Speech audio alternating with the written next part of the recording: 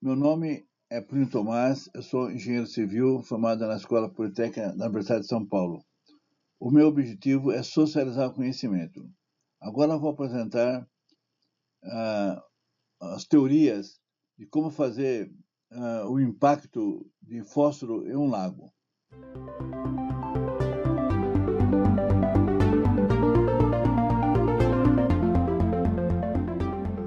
Bom, vamos agora verificar a estimativa da carga de fósforo em um lago. Vamos ser bastante didático. Então, existem dois tipos de lagos, os lagos naturais e os lagos artificiais. De modo geral, a gente trabalha aqui no Brasil com lagos artificiais. Esse é um lago que está nesse esquema, e quando existe o trabalho desses estudos, tem dois tipos de estudo, o steady state e o dynamic state, um movimento assim, permanente, assim, parado, steady state, e outro movimento dinâmico. Nós vamos fazer esses modelos nossos empíricos, que foi estudado por Follenweider, são modelos de steady state, modelos simples, né? Onde você tem um lago aqui e entra e sai, um lago simples. Esse aqui é um outro desenho também que eu tenho, do Tama e Miller, né, 1987, onde você tem um lago, você tem uma área aqui, tem a área de floresta, área agrícola, área de cidade, tudo isso cai no lago. Então, geralmente eu quero saber a carga que vai dar nesse lago, porque essa carga de fósforo que vai dar no lago é que vai dar problema de eutrofização, vai criar microalgas, vai eutrofizar, vai ficar muito ruim o lago.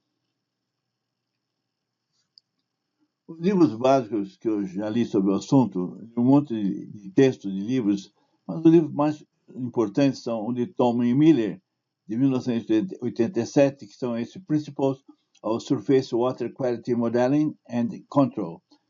Também tem as informações do Follenweider, que é 1968, e tem outra que nós vamos pegar o modelo dele, Daniel Evans Canfield, 1979, da Iowa University, Universidade dos Estados Unidos University. A Prediction of Total Phosphorus Concentration in Trophic States, Natural and Artificial Lakes of Importance at Phosphorus Sedimentation. E tem outro livro também que é importante ver, também é de Metcalfe e Ed, Wastewater Engineering, 1991. Começando, eu cito o filósofo inglês Francis Bacon.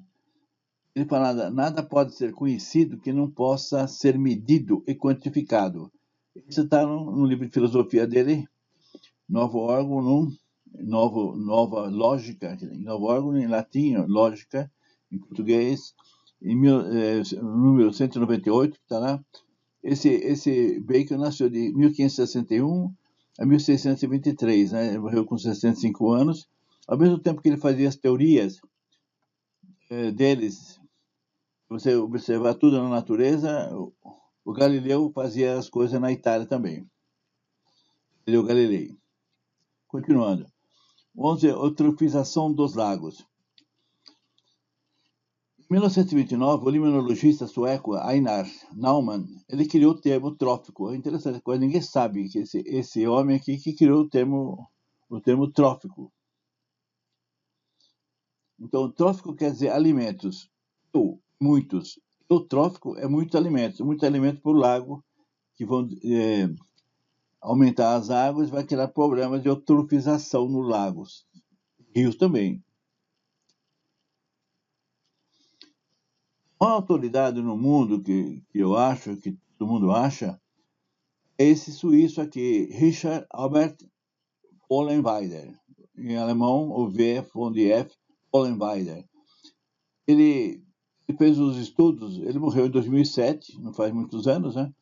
Ele é um gênio, ele que fez todas as coisas, e tudo que foi feito depois dele é tudo imitação do que ele fez, uma alteração, alguma coisa sempre baseada em Follenweider. Então, o Follenweider fez o modelo 68, né, que trata do fósforo e do nitrogênio. Mas geralmente o nutriente mais importante é o fósforo. Isso é importante se salientar, né? O fósforo é o grande problema, né, da eutrofização, é o fósforo. O meu objetivo é verificar o problema do fósforo em lagos naturais ou artificiais, em reservatório para abastecimento público de água potável, água para irrigação, para paisagismo, etc., né? E gestão das atitudes a tomar para diminuir as cargas de fósforo que chegam. Quer dizer, se você está vendo que o lago está chegando uma carga de fósforo, você tem que ver as atitudes, como é que eu vou fazer para diminuir essas cargas. Esse é o meu objetivo. Eu já dei assessoria para loteamento, para vários empreendimentos sobre isso aí. Vou dar um conceito, tem conceitos novos, né? Esse é um conceito de resiliência, é um conceito interessante. Na ecologia, a resiliência é a capacidade de um ecossistema responder a perturbação ou distúrbios, resistindo a danos e recuperando-se rapidamente. O interessante é que esse conceito de resiliência também existe em enchentes. Eu vi um estudo da Inglaterra falando que a Inglaterra está dando muita enchente e fazendo resiliência. Mas eles falam em resiliência, mas não dão números, como o Francis Bacon fala. O Francis Bacon fala que você só conhece uma coisa quando você conhece medir e quantificar. É o que vai ser feito aqui. Vou mostrar. Bom, aqui é só para ver um lago. Um lago ele tem 3 camadas. O epilímnio vem de mineralogia, a palavra é epi, em cima. Aqui no meio é metalímnio, hipolímnio. 3 partes. A parte do fundo é o hipolímnio, a parte de cima é o epilínio. A intermediária é metalínio. E esses lagos muito profundos, em regiões geladas, às vezes tem bastante problemas, né? Só para comentar, os lagos que tem no Chile, o pessoal tira muita água da superfície para beber e para irrigação e começa a haver um movimento da água aqui. Então, a poluição que estava aqui há 10 mil anos atrás, embaixo aqui, no hipolímnio, ela sobe lá para o epilíneo e começa a contaminar a água. Então, os lagos do Chile estão todos com problemas. Mas se você tiver um lago que menos que 10 metros, mais ou menos, não tem muito problema dessas variações aqui, né? As variações são poucas, né? Geralmente são 2, 3 graus. Embaixo está... Se tem aqui uma certa temperatura, a temperatura de baixo está um pouquinho mais baixa.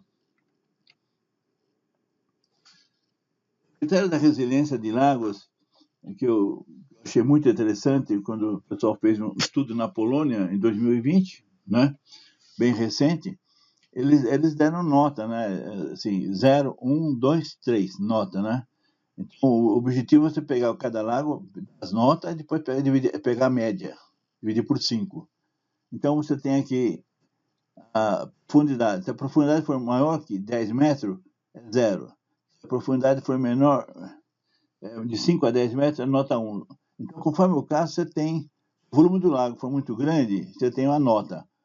Tem uma nota também sobre a porcentagem de estratificação. Às vezes, quando uma estratificação no lago, não é todo o lago, é uma parte do lago. Eu já vi estratificação aqui em Guarulhos, no lago do Cabo Sul, onde 50% fica com assim, estratificado, o resto não fica. E tem outros lados da superfície aqui, da linha do offshore, da linha ao longo do lago. Então, você tem várias maneiras de você calcular isso aqui. Então, a ideia que foi feita aqui para o pessoal na Polônia foi de dar nota, né? Então, a nota aqui você sabe, né? Categoria, se a nota for 0,89, menor, que o lago é resiliente. Se for categoria 4, que o lago não é resiliente. Então, você tem que sempre tomar cuidado com isso. Esse aqui é um exemplo, né, da Polônia que eu peguei, de 3 lagos com esses nomes bem complicados aqui. Vocês têm os pontos aqui, ó. Os pontos. Tem aquelas 3, 1, 2, 3, 4, 5, né? Tem o ponto de cada um e acha a média, né? É muito interessante. Você pega o ponto e acha a média. Acha a média e depois você classifica por categorias, né? Então, o bom de tudo é que você consegue medir a resiliência de um lago.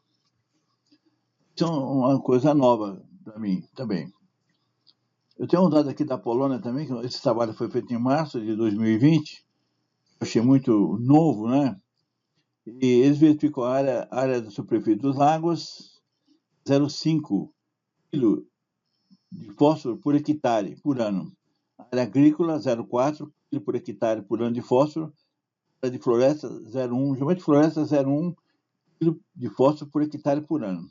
Uma área urbana, 0,9, e a área de campos e prados, 0,4. Isso é sempre bom para você saber, você vai fazer uma estimativa das cargas de fósforo que vão atingir o lago que você está estudando.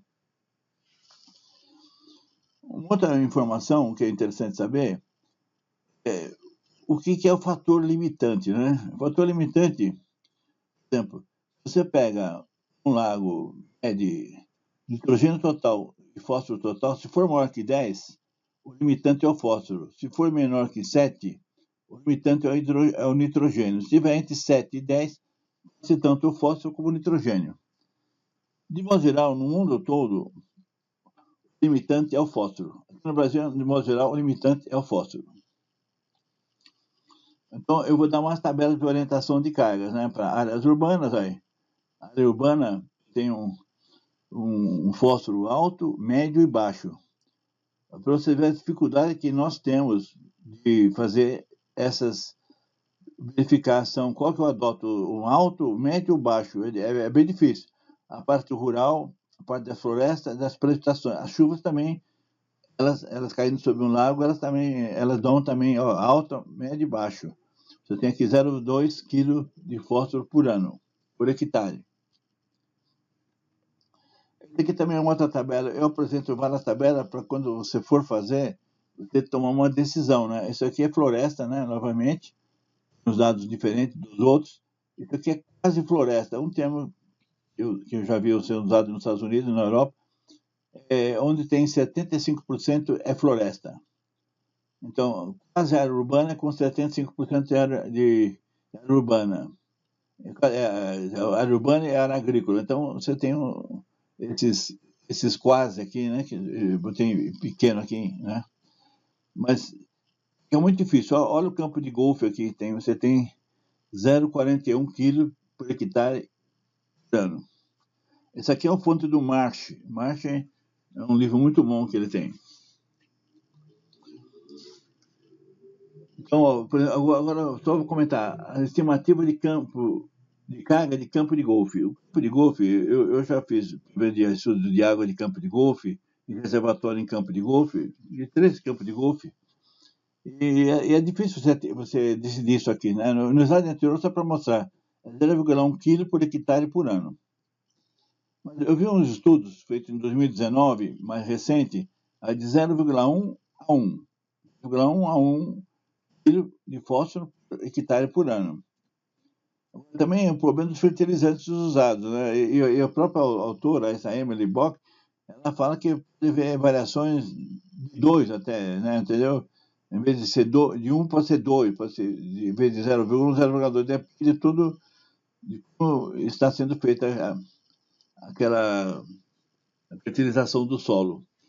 E muito desses campos de golfe é necessário uma best management practice, aquelas soluções práticas para poluição difusa, para diminuir a carga de nitrogênio e de fósforo. Então, só mostrando como é difícil. Por exemplo, isso aqui, eu tenho um lago, tenho aqui em cima casas. E essas casas têm fossa cética, né? Um tanque cético, né? Então, chamam o fossa cética, como você queira falar.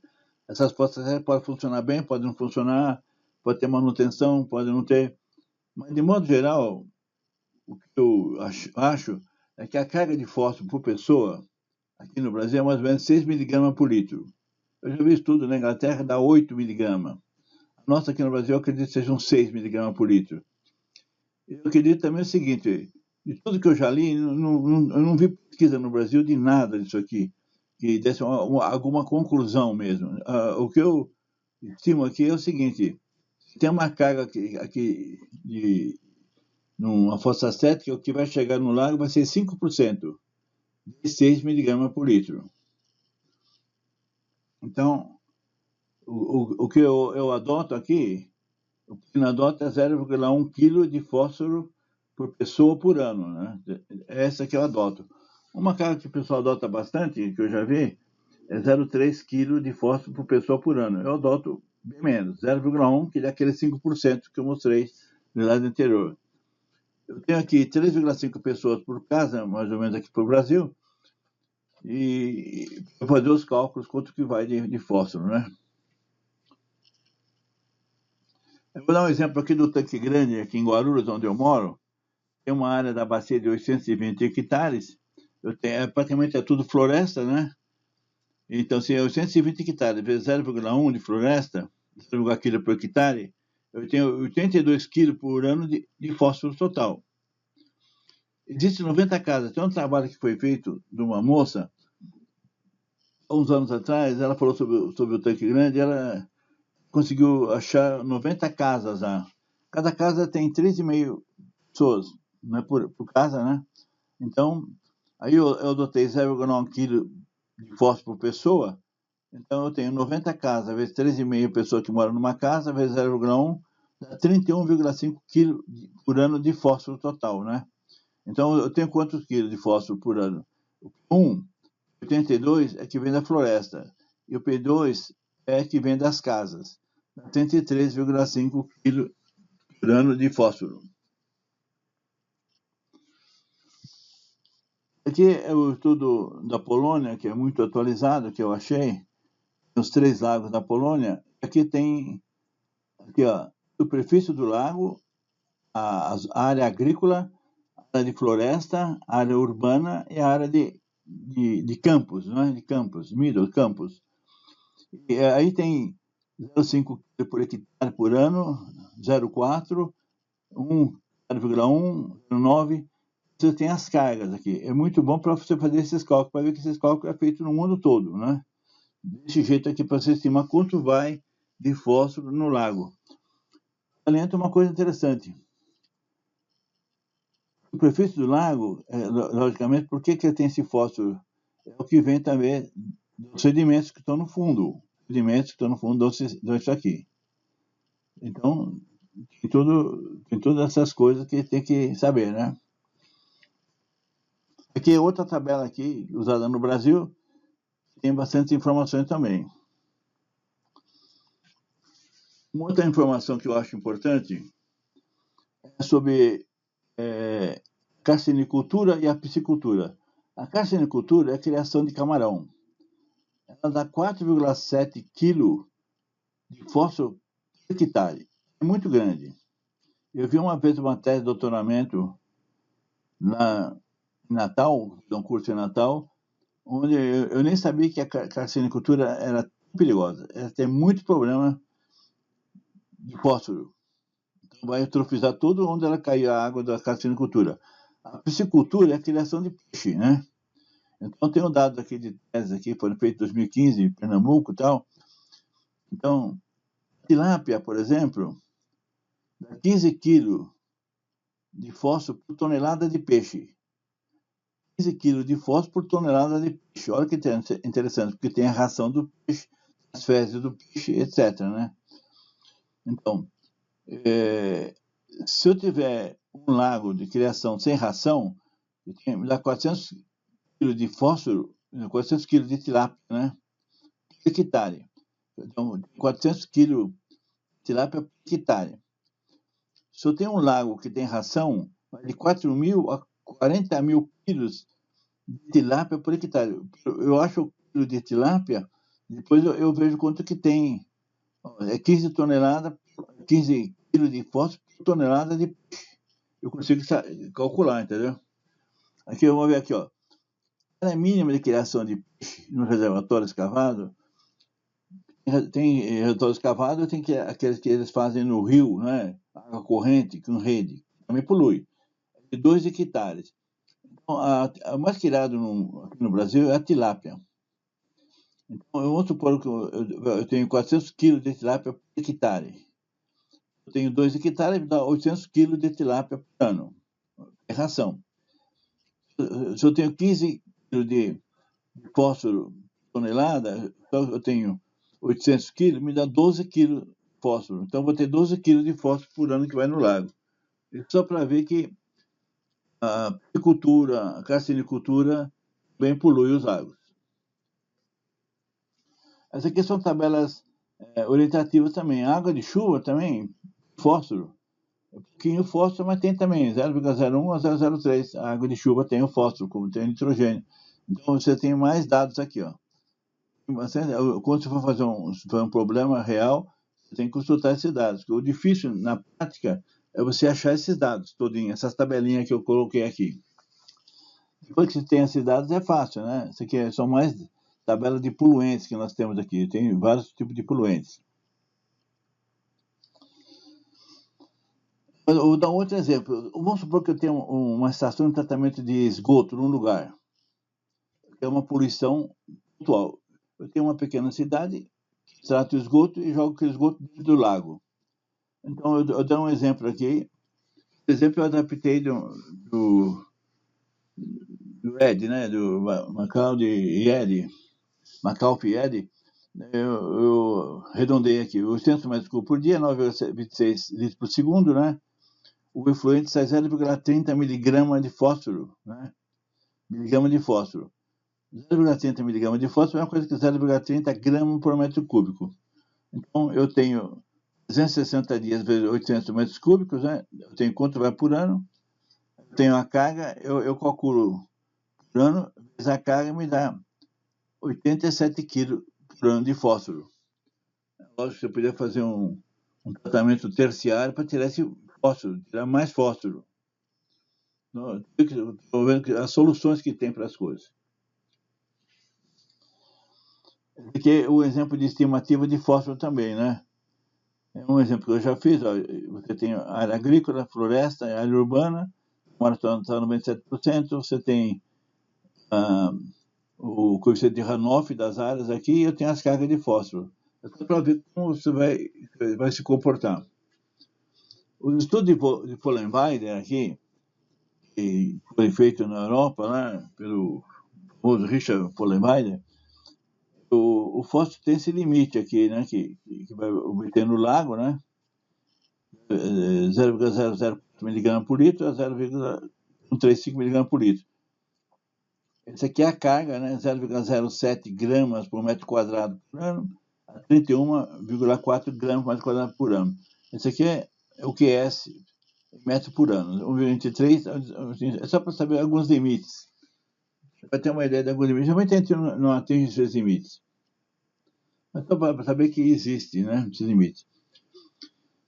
O que eu saliento é o seguinte, que existem vários modelos empíricos, né, o modelo Fullenweider. Os modelos são baseados no Fullenweider. É muito interessante. Eles mudam algumas coisinhas.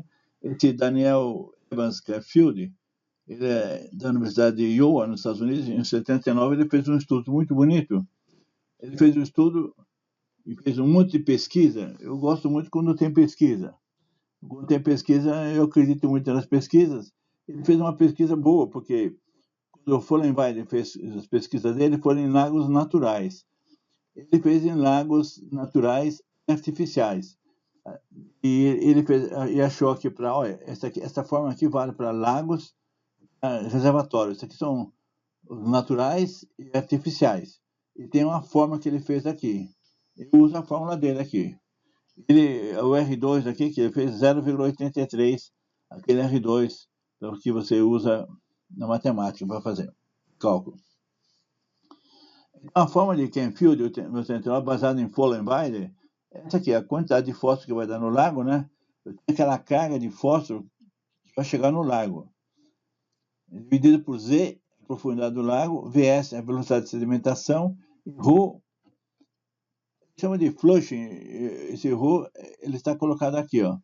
É o volume do runoff que chega ao lago por ano, metro cúbico dividido pelo volume do lago. Eles têm vários nomes que os americanos usam, eu já vi vários nomes complicados. É o volume de toda a água que chega, é o volume que chega por cima, não que infiltra, é o volume de água multiplicado pelo runoff, né? C do runoff. A profundidade, esse VS aqui, a velocidade de sedimentação. A velocidade de sedimentação achou essas pesquisas eu achei muito interessante isso, porque ele provou que o lago natural tem uma velocidade, que o lago artificial tem outra velocidade, tem uma pequena diferença. E é fácil de calcular, em relação ao L sobre Z. A profundidade, o L é a carga. Então, vamos dar um exemplo disso aqui. Esse aqui é um modelo simplificado de Canfield, né, de 89. O primeiro passo é estimar o volume do lago, que é lógico, tem que ter a profundidade média, não a maior, a média, a área da superfície do lago, coisa de Hanover. Depois estimar a média do volume de entrada no lago com o coeficiente de Hanover, né, que estima, né? Depois tem a média da carga anual de fósforo, e depois ver quanto vai dar de fósforo no lago, né? E ver o que vão fazer com isso. Os objetivos que nós vamos fazer, como é que vão selecionar os objetivos. Então, eu vou dar um exemplo aqui do tanque grande aqui em Guarulhos, que eu moro, né? Tem uma chuva anual de 1.488 milímetros por ano. Aqui em Guarulhos, a evaporação, que não vai usar, mas 1.201 milímetros por ano. A área da bacia é de 820 hectares, que é 8,2 km². O volume do reservatório é 88 mil metros cúbicos. A área da superfície do reservatório é 56.688 metros quadrados. A profundidade média é 1,55. A profundidade máxima é 3.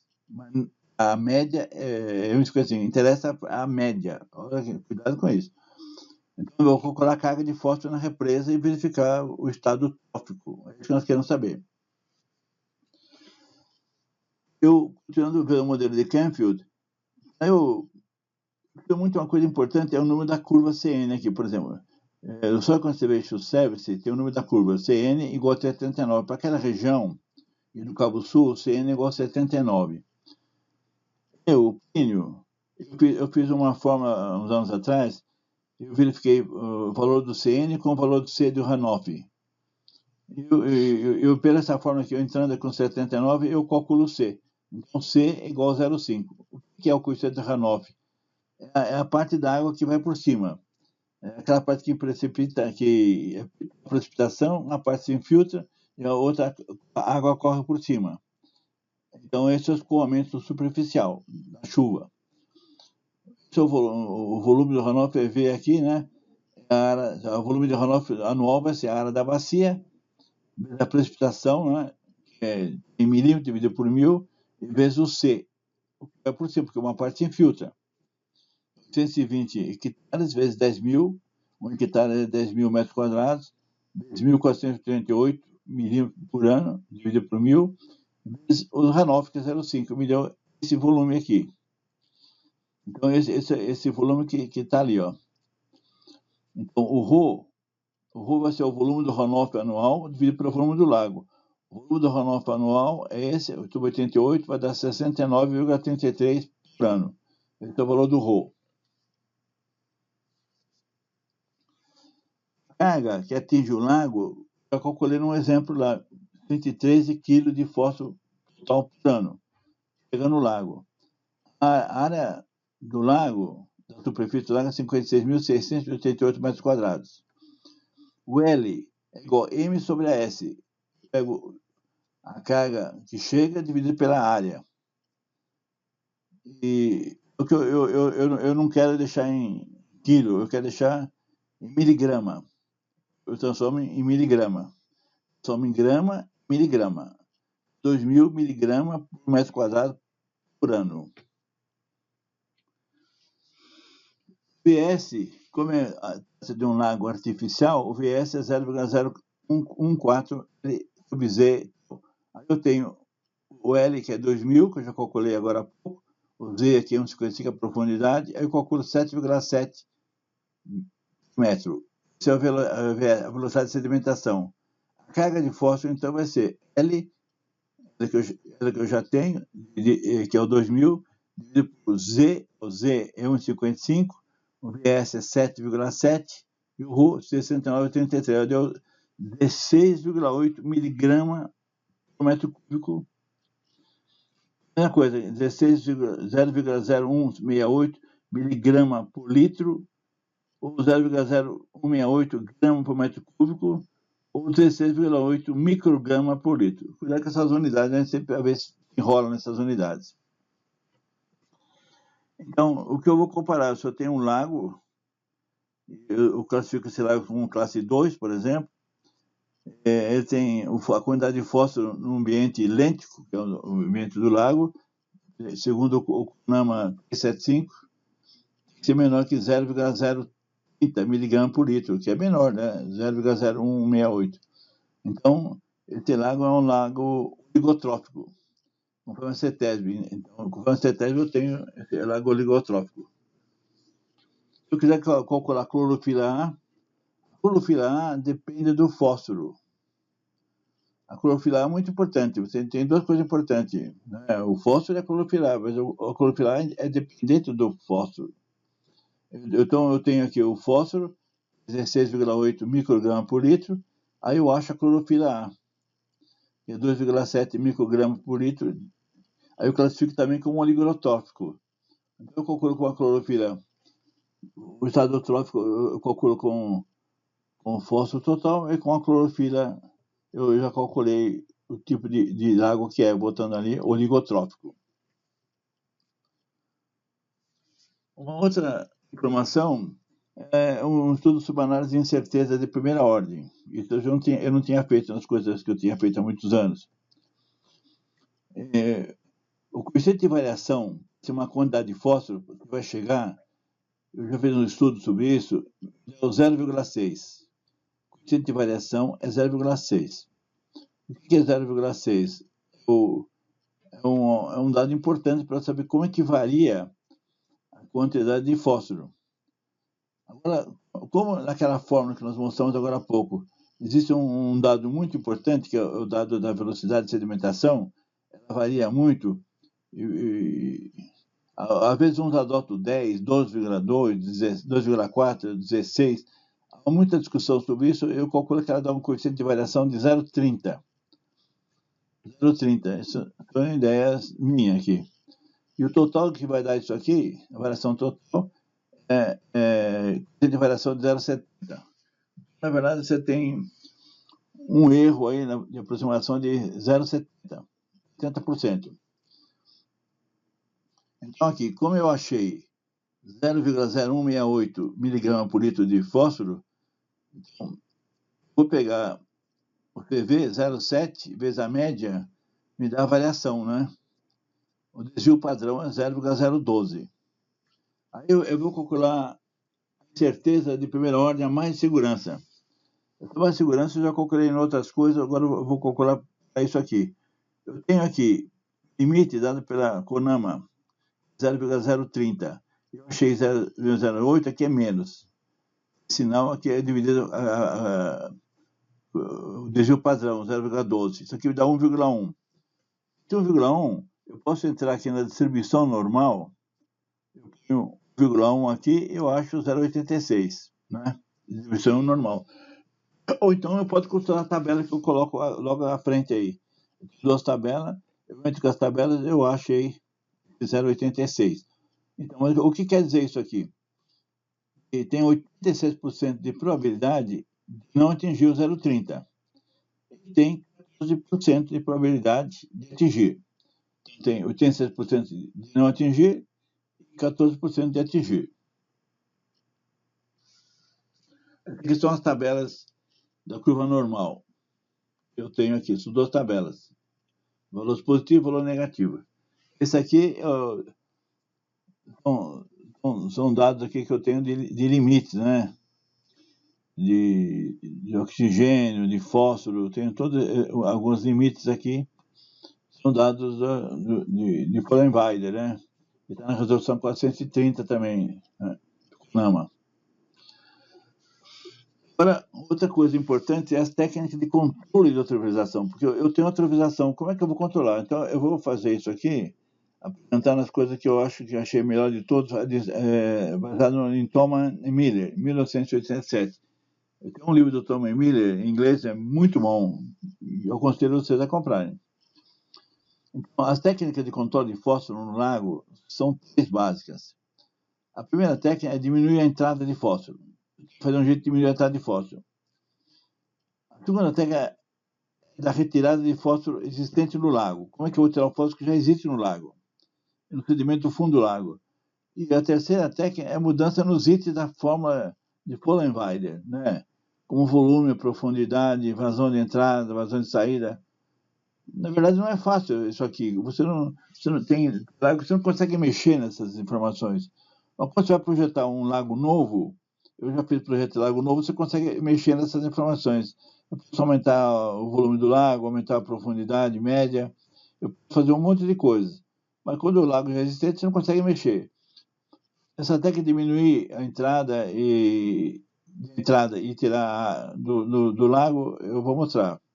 Por exemplo, aqui tem as maneiras, 5 maneiras de reduzir a entrada de nutrientes, né? Tem os desenhos aqui, como você tirar a entrada de nutrientes. É o seguinte, ó, eu tenho um tratamento de esgoto sanitário. O tratamento de esgoto sanitário, eu posso tirar mais fósforo, né? Fazer um tratamento terciário e tirar mais fósforo. E o tratamento de resíduos sólidos, eu posso ter resíduos sólidos, imagina se eu tiver resíduos sólidos lá, vai estar muito problema. Tem que tratar aqueles esgotos lá bastante antes de jogar no lago. Outra solução também aqui é o desvio do lançamento. Se eu tiver um lugar muito perigoso, com o efluente de um resíduo sólido, é muito perigoso, então eu posso desviar para outro lugar. Não deixo cair no lago, vai para outro lugar, vai ser tratado, coisa assim. Outra, você tem que, se tiver um campo, plantações, tudo, eu posso fazer o controle da poluição difusa através das BMPs, a Best Management Practices, né? Que elas reduzem o nitrogênio e o fósforo. No nosso caso é o fósforo que nós estamos interessando. E mudança de produtos químicos. Às vezes a agricultura, as pessoas vão mudar alguns produtos químicos que tenham menos fósforo. Isso pode ser feito, então. Esse aqui, por exemplo, são a poluição difusa. Eu até escrevi um livro verde sobre isso, chamado Poluição Difusa. Tem a remoção do fósforo. Por exemplo, se eu faço um reservatório de retenção, aqui, ó, diminui o fósforo em 52%. Conforme as coisas que eu faço, eu diminuo o fósforo. Então, você tem essas BMPs de controle de poluição difusa que pode ser feito, e é feito. Então, as pessoas elas vão tomar cuidado, né? Então, a gente faz isso tudo para ter uma solução de ver como controlar que o lago vai ficando tudo poluído, que não entra em estado tóxico. Agora, se o lago tem bastante sedimento, que eu já vi aqui em Guarulhos, num caso aqui no Lago dos Patos, perto da minha casa, a solução melhor que tem é você retirar os sedimentos. Né? Uma solução boa é dragagem de sedimentos. É uma solução boa, mas é cara, né? Eu fiz um estudo uma vez sobre isso aí, dragagem de sedimentos, aqui no Lago dos Patos, no Lago dos Cabuçu, por exemplo, então, o custo é muito elevado. Você tem que tirar isso e depois jogar fora, é caro, muito caro. Filtração de ar no fundo, no hipolímero, é importante, mas também é caro. Os produtos químicos, né, como sulfato de alumínio, para precipitação de fósforo, sulfato de alumínio, né, para o fundo. Né? São custos elevados. Imagina um lago enorme, os custos que são isso aqui. Então, é importante que existam soluções. E, às vezes os custos são elevados. Então, antes de chegar a atingir um estágio crítico, a melhor coisa é evitar que o fósforo chegue no lago. Você tem que fazer estudo para evitar que chegue no lago. Então, é isso que eu queria explicar para vocês. Meu nome é Plínio Tomás. Eu tenho um site, pliniotomás.com, com 49 livros digitais gratuitos. E quem quiser qualquer informação extra, falar com o Plínio Tomás no meu e-mail, que é gmail.com. Muito obrigado.